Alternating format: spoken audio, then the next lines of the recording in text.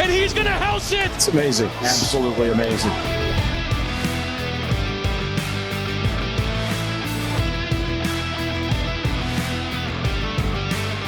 What's going on, everybody, and welcome to another Angle of Pursuit podcast, your NASCAR home. We will be talking DraftKings today with qualifying in the books. We'll also look at updating the betting boards and talk to Mr. Brian Twining, who is on the road joining us from Vegas today. How's it going, Brian? Oh, it's going pretty great, Kyle. Yeah, I've been able to check out a bunch of college football and, of course, see my arch nemesis qualify on the pole for tomorrow's race. What a surprise. Yeah. Brad K starting in the one slot. That's ridiculous. For tomorrow's race. So let me share my screen here. We can take a look and we can build a DraftKings lineup. We'll start in the 10K where we have 5 names this week. Denny Hamlin starting 8th, Kyle Larson starting 9th, Chase Elliott at 10-5 starting 6th, Christopher Bell 10-3 starting 22nd. That could be fun. Kyle Busch starting 18th at an even 10K. I guess there's a few ways to go in this range, but where does your immediate lean go when you see these 5 names? Well, I just find it extremely interesting because I wasn't able to actually catch practice or qualifying. But looking at the qualifying numbers, there's only one Toyota in the top 10, and that's Denny, and he's the only one inside the top 14 drivers. Mm-hmm. So I don't know what happened on that hot lap or what was going on here in Texas for practice and qualifying, because even in practice, only Bubba Wallace was inside the top 13 in terms of speed. Yeah. So, like in that top range, looking at Denny and Christopher Bell and Kyle Busch, I mean, obviously, I'd probably shoot straight down to Christopher Bell, who's been probably the best driver in the Cup Series right now since the playoffs have begun. Yeah, I think it really depends on. I think choosing who you're going to use up here really depends on what you're going to do once you start diving down. Very true. Yeah. If you like, obviously we'll get into some of these names, but if you like Logano or Byron, you might be more inclined to a Kyle Busch or a Christopher Bell. I mean, obviously you can go double dominator and be fine there too. But and then if you go down here, you're like, oh, I like Briscoe, I like Almirola. Well, then maybe someone like Elliott could make a little more sense. So I'm kind of, open to almost all of these names. Obviously, most of the Hendrick guys look pretty solid today. I think we feel pretty good about what Kyle Busch and Christopher Bell could be on Sunday. So both of them make sense as guys who could move forward, still have a decent enough chance to win the race, obviously based on the betting odds, which we will check out shortly. But I think honestly they're all in play. You just really have to figure out how you're going to approach it. Let's dive into that second range where I think decisions become a little more clear. We have Martin Truex starting 15th. We have Ryan Blaney starting 14th at 96. We have Tyler Reddick starting 4th at 9,400. Little bounce back from him. Ross Chastain starting 12th at 9,200. Willie B staying hot, qualified 3rd, 9,100. I'll cut it off there with those 5 names again. In the 9K range, is there, is this where you're going to look to grab your first dominator, or does, Martin Truex, Ryan Blaney make sense for you as guys who can not only move forward, but potentially dominate laps in stage 2 and stage 3? Yeah, I love the way you kind of led into this, because I think this is a perfect spot where if you wanted to skip over those most expensive drivers, and you could grab either Reddick or Byron, assuming that they're probably going to run near the front pretty early on here. Byron, more so than Reddick, has looked absolutely incredible since the playoffs have started. I'm expecting a great run out of him this weekend. And then you could even stick in this range and start with your top 2 guys, going with a Byron and a Blaney, who obviously won the All-Star race this year and led, I think, like 87 laps during that. He was great all day. So, I mean, this race is going to be pretty interesting. And I don't think you're going to find too many drivers with that, 50% or more roster percentage. This is going to be a weird week for DFS where you could get a little interesting with your lineups and still cash. Yeah, 100%. And I kind of like, especially if you're playing tournaments, to either avoid the 9K range completely or avoid the 10K range completely. Just either cross one or cross both. Yep. Obviously, you can make lineups with both options, but there's so many options within there, and then kind of jumping it will kind of it's going to be really easy for people to go, okay, give me Chase Elliott, and then give me Ryan Blaney, and then or give me Kyle Busch, and then give me Tyler Reddick, and just kind of build that way. Where if you just cross one of them out or the other one out, I think you'll feel pretty good about where you're being able to be different and kind of find unique values as you kind of slide through there. Your other nemesis is starting on the front row as well. Joey Logano. This is really not the race for you, Brian. No. 8,900. Kevin Harvick starting 23rd, 8,700. I think is going to be pretty popular, but kind of fun. Bubba Wallace, as you mentioned, the Toyota's not doing great, but at 8,600 could make some sense. My guy Alex Bowman, despite qualifying 17th, we'll talk about his betting odds here, which have shrank over the past day or so. But 8,400. Daniel Suarez starting 10th. Little track house. Two guys flirting with that top 10, top 12 range. Eric Jones rounds out the 8K range. If you jump 9K and you dive into this 8K range, where are you jumping and who interests you? And I mean, it's kind of gross jumping on the train with you, but Alex Bowman starting 17th. Chevys, they looked pretty good early on in practice. He didn't qualify as well here, but he's also kind of looked better at times since the playoffs have begun. 8,400 starting 17th. You're expecting probably a top 10 run out of him there. And then jumping back to the top of there, Kevin Harvick starting 23rd, 8,700. I don't expect another DNF or poor finish out of him. I mean, eventually he's going to turn it around. And he's been probably the most consistent guy outside of crashing at finishing at the 10th spot or above. Yeah, I think Harvick will be popular, and I think I will gravitate towards him. And I like your Bowman call. Obviously, I have the outright on him, but when all the Hendrick guys are running well and one guy is kind of lagging behind, it's easy for them to go, hey, what are you three guys doing that is helping help my driver get there? I think they all make some sense. I think Bubba makes sense. I'm fine going to him. I kind of like that he started 19th because you get a 7th out of him and you feel really good about it. I really like this 8K range, and it makes me really want to just completely jump the 9K or jump the 10K easy and then jump into there and kind of get a few names I like. As we dive into below 8K and the 7K range, we have Christopher Buescher starting 13th at 7,900. Austin Cindric starting 11th, 77. Chase Briscoe starting 30th at 75. It could be a very popular option as a guy who should move forward and have a strong day. Not amazing, obviously. Austin Dillon starting 7th. Eric Almirola starting 25th at 7,200. And last in the 7K range, Ty Gibbs. What names within here are compelling to you?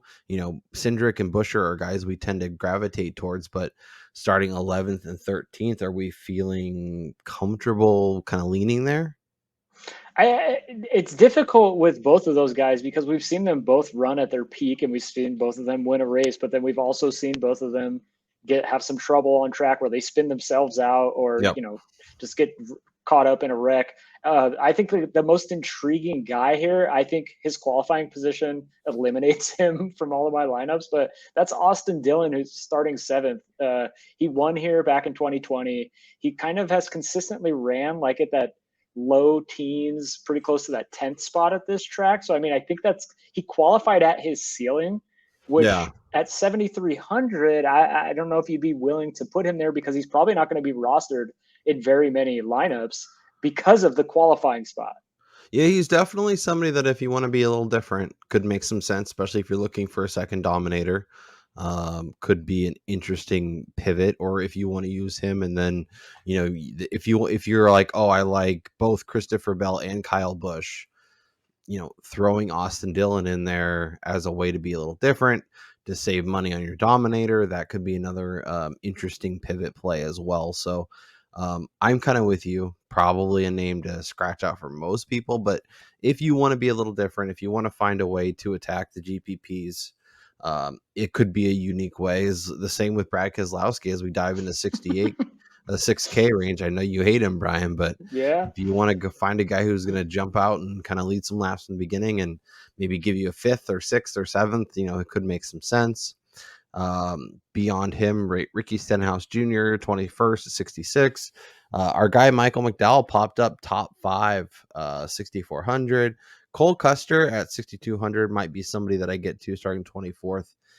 When you're looking to save some salary, a guy who can move forward in the field, maybe not get you a top 10, but if he gets you a 14th in a few fast laps, I think you could be pretty happy with that. And we'll even dive as we kind of round out the rest of the slate. Anyone here in the we'll say below 7K that's really jumping out to you as options that you want to try and squeeze in or could make sense if you need to find some salary? I mean, below the 7K mark, if you really wanted to get contrarian, you just put Brad Keselowski there and you get nasty with the lineup. I mean, he's starting on the pole. The only place he could go is down, and I fully expect him to wreck within the first 20 laps because of this.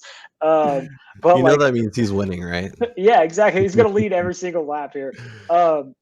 But no, on a serious note, like Ricky Stenhouse Jr. starting 21st, it's interesting to note that he ran 10 spots better during practice. We've seen him at times at these 1.5s put together nice runs and only to be, pooped on later in the race, like crashes or he gets a flat or some garbage. But he's a guy who could always pop here. And at 6,600, and if with the potential of 11 placement points, a few fastest laps, I think that's good value.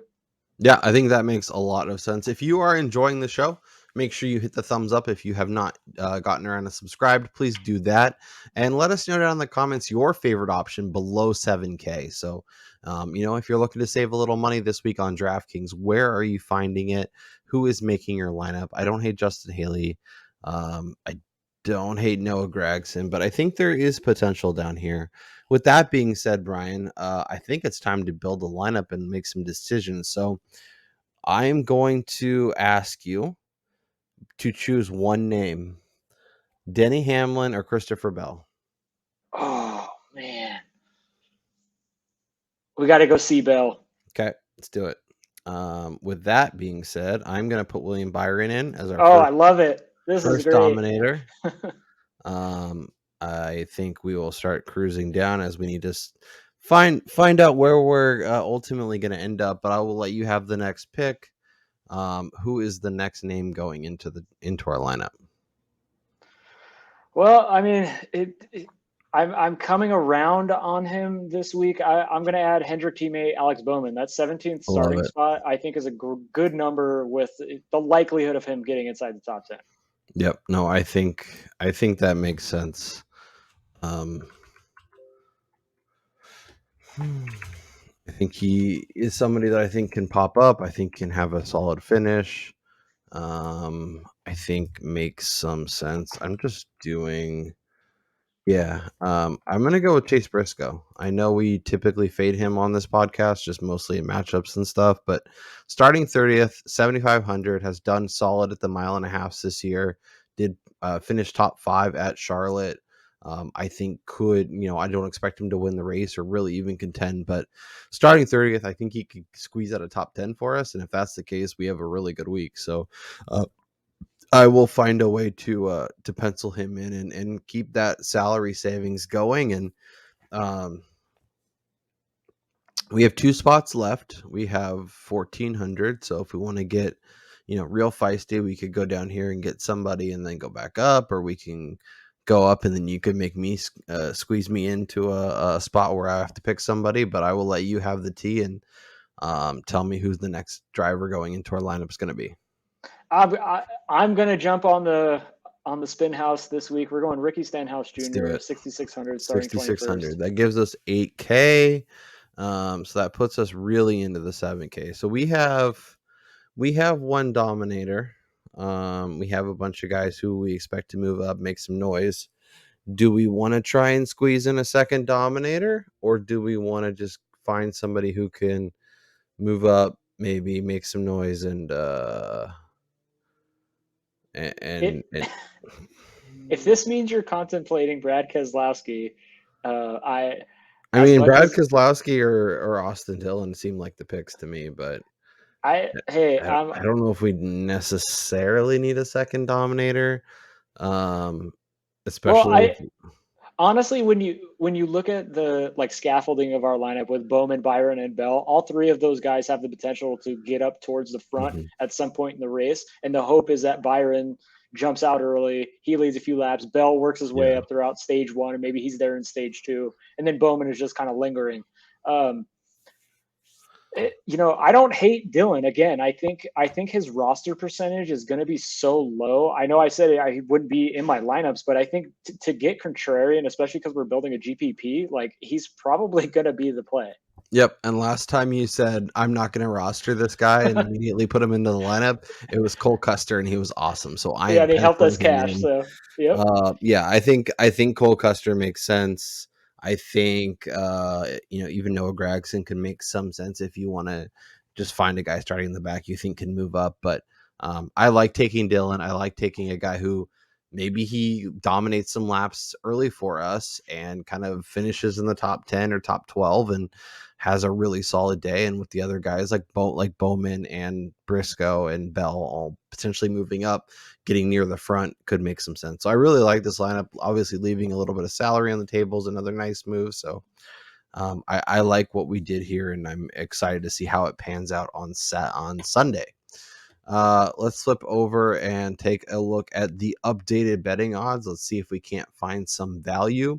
I will throw this up really quick as I have Alex Bowman at 25-1 and Bubba Wallace at 20-1 on the outright card. And Brian has Kyle Larson at 7-1, William Byron at 12-1 on his outright card from our show on Thursday. If you're not joining us each and every week, for both shows, you are missing out. We're getting some good numbers early. We're finding some value on the betting board prior to qualifying, and then we kind of recap it as we get back here. So appreciate everyone who has been along for the season. I know football's back and dominating our landscape, but we still have NASCAR, we still have the playoffs, and there's a lot to jump into. So let's talk. Hamlin 6.5, 7. All of these numbers should be up to date. Brian and I were doing some double checking. They are. PointsBet hasn't updated their placement, so we'll flip over and look at that. Obviously, we'll kind of ignore that, but for the most part, it should be pretty spot on. Kyle Larson still flirting at that 6.5 to 7, 7.5 if you can get it. Chase Elliott is interesting. Obviously, qualified okay. 8-1, 9-1. I'm fine with Tyler Reddick. Obviously qualified well, so he kind of moved up a tiny bit. And honestly, Christopher Bell really like he was 8-1. Now he's 10-1. Yeah, Like, I was just going to say I don't really understand how the books move their lines with a guy like him. Whereas, but like we talked about this in the show earlier in the week, where we were getting on them all season about his top 10 yeah, bets early on in the week just being far too long, and his outrights as well were normally in like the 20 to 24 range. He right. opens this week at 8-1. He qualifies outside the top 20, and he moves back like less than 2 units. I don't really. Yeah, I think honestly what I think it is I think when he qualifies really well, they trim his number down because they know money's going to come in. And I think money comes in kind of in general on him, and they're Yeah. not willing to get burned. So they'd rather lay a shorter number, not get burned, than lay probably a more correct line. But yeah, at 10-1, I mean, it's not horrible. If you like Christopher Bell early in the week, he can still absolutely win Oh from where yeah. he's starting. So getting a little bit better of a number, I think makes sense. A lot of interesting names kind of in this range. I think if you can still get the 12 on Byron, I like that a lot. And in fact, let me open up the betting sheet because I think I'm going to join you on the Byron train this week. Obviously, I mean, I mean, Byron's been great. yeah, and you got, and I mean, we talked about it on Wednesday when we recorded that I wanted to add one more name from this range, and I think he is the guy. Obviously qualified well, and for his Well, number to not really move, it's pretty wild to me. So I will take yes. the 12-1 at DraftKings and add that as my third and final outright for the week. Yeah, and what's interesting to me too is like because I'm a really big better on like trends and numbers. I like a nerd for data, and this dude, as far as trending goes, he's finished 8th, 6th, 3rd, leading up to this race. And I mean, the next step up, it's not going to be a runner up. It's either going to be a win or he's going to crash out like he had been doing prior to the top 10s, in my opinion. So I mean, you're looking at a person who is trending in the right direction. He's clearly driving some of the best that he has all season. Or actually, he's driving the best he has all season, and he's fighting for a playoff spot and should be up there in like the top 4 or 5 favorites to win the championship right now. Yeah. So I mean, what are we doing with this double-digit number on an outright? Like, yeah, remind me before we jump out of here. Let's look at the championship odds just to see what his number is, because that might be a fun bet to add to our little plays with Chastain and with Blaney. And I think that's it. It's fun recording this in the middle of a Saturday when you're sweating out college football games. Hopefully Florida can pull this game out, and I don't need them to win, but it would be nice if they covered. Let's keep it rolling. Kyle Busch at 12, starting 18th, I think is interesting. Truex is still kind of 12 to 15, depending where you look. Bowman actually being shorter, not qualifying as well, is pretty wild to me. I'm happy I grabbed the 25 when I did. Now he's 16 or 20, depending on where you look. Obviously, Brad K's number has shrank significantly. If you could get, apparently Caesars has his number still listed at 100 to 1, and if you could get that on the guy starting on the pole, at it, like do that. Even if it's not likely to happen, like just for value, for a guy starting on the pole, and that's 5 times the odds that you're getting at any other book. And it's not like we're talking about Cody Ware or BJ McLeod. Like, exactly, we're talking about a former champion pop up, so I think it makes sense. I do like that Bubba's now at 28 or 30. That is really compelling. That might, like, I'm not gonna do it just because my card is fine, but like I wouldn't mind adding him if you liked Bubba and you haven't gotten to him yet. I think he could make some sense at that number. Daniel Suarez's number has kind of settled, and I'm not really sure why, but decently qualified. Obviously, Trackhouse hasn't been the same over the last little bit, but they've still been solid. I think 30 to 1 is a fine number if you like him. Our guy Kevin Harvick, that 40 to 1 number is kind of compelling. Obviously, we tend to like him a lot more for top 5s, Brian, but at 40 to 1 when the market's 20, 25 when we started the race, exactly. like I kind of like that. Yeah, again, you're betting the number, not necessarily like, I mean, obviously you want it to be able to hit. And Kevin Harvick, again, he hasn't been the greatest, but he did win 2 races this year back to back. He's a guy who could win pretty much any week he races. And at that kind of value, that's something that you want to take advantage of. Yep. Makes some sense. Cindric 66. If you can get that at Bet Rivers, that's really nice. But 50 is kind of nice. Busher, I mean, wow, truly all over the board here. I was gonna say Dylan too. If that number is legit, Caesar is still posted at 75 to 1. I mean, even the 50 when you see the other numbers. Yeah. Let's go over to DraftKings. We can take a live look at the odds. I'm really hoping Florida kicks a field goal here. Race line. Austin Dillon still hanging at 50. Obviously, we found a way to get him into our DraftKings lineup, starting inside the top 10. He's had success here before. I think that could make some sense if you want to get to him and have a little bit more of a long shot that has a realistic chance at winning the race. Definitely. I don't think we're going to be diving into any of these guys. I feel like the only guy, Michael McDowell being 100 to 1 starting 5th is wild. It's probably it just tells warranted. you the expectation that they get out of that. I mean, he's been driving great, but like Eric Jones, I don't know why he's always somebody when his number is this long. Yeah. It just like I'm like a gnat to one of those like bug killers. Like, don't go towards the light. Yeah. When we see numbers like that on Jones, it pulls me in. Yeah, I like him more like even the 2 mile. Not Yeah. the mile and a half is a little too short. Yeah. I'd rather take McDowell at the same price, but interesting numbers here if you want a flyer. Let's look at the top 10 odds because that's where we tend to find our bread and butter. But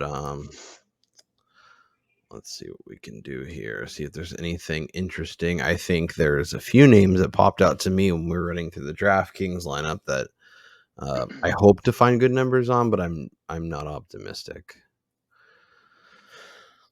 Bubba at minus 140 is kind of nice. Minus 115 at FanDuel. That's really good. And by the way, I just saw a tweet come across. The Gators cover. Yes. They kick a field goal? I guess, yeah. Yeah, because they they got a touchdown. Let's go. There you go. All right. Live reaction while recording. Yeah, This is you'll great. love to see it. I'm gonna add the Kevin Harvick top 10 at plus 140. Plus money on a guy who I think can finish somewhere between 6 and 10, 6 and 9. Yep, and I'm gonna ride there with you. That's too good a value.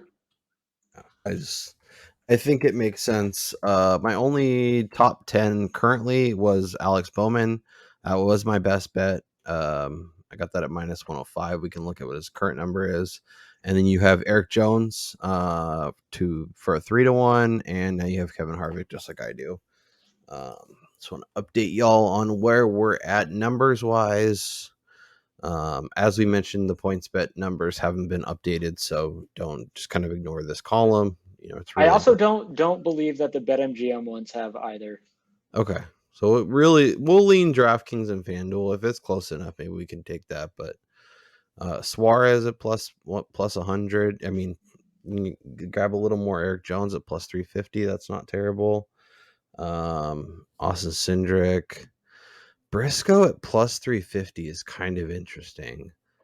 I don't think he'll win the race, but the top 10 at 3.5 to 1, I'm adding it. Let's go. I was just gonna say, and the guy right below him. I mean, I guess this is Austin Dillon plus 160. Austin Dillon week plus 160. Dude had the fastest time in practice. He qualified. I think it's 7th. I mean, why on earth should his odds be longer than even Mostly money at because top he's 10? Austin Dillon, but yeah, but it's not like he's ran like crap at Texas in particular. He's actually ran pretty good here. Yep. I'm going to join you on that. I think it makes sense, especially depending on where he's starting. Like he a few of these guys like Dillon, like McDowell, I really like to look and kind of see how they perform during practice before I make any serious jump, dive ins, even on the top 10 market. But if you're going to hang a number like that, especially when FanDuel's got minus 125, I'll happily take that. Our guy Busher plus 350, Brad K. Minus 140, minus 150. McDowell plus 160. That's pretty nice. Yeah. Almirola 8 to 1. 850. That's crazy. Sheesh. They're Stenhouse plus 850. Yeah, I'm actually going to add the Ricky Spinhouse. Let's get crazy this week. It's been a few weeks since I've been on a Stenhouse wager, so I feel like maybe it could pop. I don't know if it's actually still driving, but the Gators did recover the onside kick, and they do have the ball with a chance to win the game. So I'm going to pull it up on my phone, and you might get a live reaction that truly astounds you as the Gators are trying to salvage my week. Cool. Yeah, I think we're good on the top 10 market. Yeah, I'm not going any lower than those guys. Should we go to the head-to-head market and see if there's any interesting movement there? For sure. Let's do it. Matchups. Okay, Harvick minus 104. So let me recap what we have, because the head-to-head market is where we had some fun. So I had Bubba over Logano plus 105. I had Larson over Denny at even money. I had Bell over Denny at plus 105. And I had Busher over Blaney at plus 270, just because of that number. And then Byron over Truex. Brian had Larson over Hamlin, Busher over Blaney, and Byron over Truex as his best bet. A bet that I loved and was ever so close to making my best bet. But when Brian announced it, I actually wanted to give him a chance to win the race, or win the bet. So I decided to go a different direction. But let's both cash those bets and let's have a good week. So Harvick over Logano is interesting. I know Joey qualified really well, so it makes sense why it's priced this way, but do like some Harvick this week, so I think that's interesting. Logano at plus 140. BetMGM's probably not updated, right? This is probably old. No, so I'm pretty sure. So I logged into the app, being here in Vegas, and I'm pretty sure the matchups are up to date.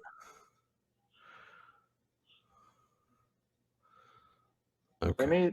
Let me try to check this one more time. Florida just to did make not come back to win, but they did cover, which, good teams win, great teams cover, And a big shout out to Minnesota and Middle Tennessee for making my picks over on our football picks show a rocking chair finish. If you enjoy betting college or the NFL, and you like listening to us talk, come check that out. We each do 3 picks. That usually comes out on Thursday along with the NASCAR pod. Appreciate anyone who wants to venture over there. Check those out, and take a listen. So yeah, no BetMGM matchup. Yeah, so we're looking at figured as FanDuel and much. DK. Yeah. Figured as much. Christopher Bell at plus 110 versus Denny. I got it at plus 105, plus so it's really 105, not yeah. that big of a deal. But if you like that, I think it's still worthwhile. Byron being a dog to Ryan Blaney is crazy to me. But I think they're very equally matched teams, drivers, and so it should be kind of at that level. Honestly, it should be the other way around with the way that they're finishing right now. Yeah, so I'm adding that right now. I already have Byron versus Truex. Now I'm adding Byron versus Blaney. Christopher Busher still plus 350. Yeah, I'm gonna add that just for the hell of it, because I'm gonna add another half unit on that. That's just way too good a value on a matchup. Especially with Ryan Blaney, like, we love the guy, but my God, keep all 4 tires on the car for once. I will say, so there was a report this morning that the team filed an appeal on the suspension. So he should have his crew chief and I believe his pit crew members. Which how good have they actually been? Yeah. Chastain plus 135 against Larson is kind of interesting too. We've seen some of the struggles Kyle Larson's had this year. Pretty decent number. If you want to fade Kyle Larson, I think that's a good bet. Yep, and now Byron's minus 120, and we got it at even at plus 100, and now he's minus 120. So that's nice value there, Brian. Nice. I'd love to see it. Oh yeah, 100%. Okay, I wanted to look at the. Let's see. Can we go to NASCAR Cup Futures and see where we're at? So just before we dive out of here, so Chase Elliott plus 275, Denny Hamlin 4-1, Kyle Larson 6.5 to 1. I kind of like that. I believe he was 5'6", and even shorter when the most of the year. Chastain starting to come back. Christopher Bell at 9-1 is kind of interesting. William Byron at 12. I like that a lot. Let me look at. The Bell thing is hard to get to, having him at 18 or 20. Yeah, we have him at 20. Yeah. I am going to add a William Byron outright, or William Byron championship odd at 12-1. I currently have Ryan Blaney at 11, Alex Bowman at 18, Christopher Bell at 20, Ryan Blaney at 12, very Ryan Blaney positive, and then Ross Chastain at 60. Brian has Ross Chastain at 50, Christopher Bell at 28, Blaney at 11, and Byron at 12. So yeah, you got Byron at 12 a while ago, so his number really hasn't moved a ton. Bowman at 25 is interesting, but I don't know that I actually believe he can win it at this point. So he's just not consistent enough. So, okay, Brian, let's recap the card. Let's get a best bet and let's get the hell out of here so we can enjoy the rest of our weekend. Hopefully hit some winners on the rest of today and have a great slate of NFL and NASCAR tomorrow. So, as I mentioned, 3 outrights. That's supposed to say William Byron. I don't know why I wrote Alex Bowman. Maybe I should be adding another. I was just gonna say add another unit of my brain's Bowman. trying to help me out. William Byron at 12-1, Alex Bowman at 25, and Bubba at 20. My best bet from Wednesday was Alex Bowman top 10 -105. I have Bubba over Logano. I have Larson over Denny. I have Bell over Denny. I have Busher over Blaney. I have Byron over Truex. I have Chastain over Truex. And I added the Byron over Blaney at -105. I have 3 top 10s. Kevin Harvick at +140. Chase Briscoe at +350. And Austin Dillon at +160. Brian's card, Larson and Byron are his 2 outrights. He has Byron over Truex as his best bet from Wednesday. Eric Jones top 10, Kevin Harvick top 10, Austin Dillon top 10, Ricky Stenhouse top 10. He added the Busher over Blaney just because of that number. NASCAR is weird. Wheels fall off. Things happen. Exactly. That's why you you never get on it. know. Busher over Blaney at +270. Larson over Hamlin at even money. And he has Byron as the top Chevy, which is looking really nice at +550. Brian Twining, what is your best bet as we sit here on Saturday afternoon? I'm going to go with something a little bit risky this week. It's a super long shot, but I'm going to go with Ricky Stenhouse, the top 10 here at +850. I think that he's due for a good run at a race. I mean, he's shown at times the ability to run inside the top 10. And I think it's going to be this weekend. The Chevys have looked great. We saw it last week where we talked about Fords looking fantastic. And it was somebody from the back of the Ford group that actually won the race in Chris Buescher. So I think Stenhouse surprises people, finishes inside the top 10. I like that call. Obviously, a longer shot bet, but a number that I think provides value for what his expectations are.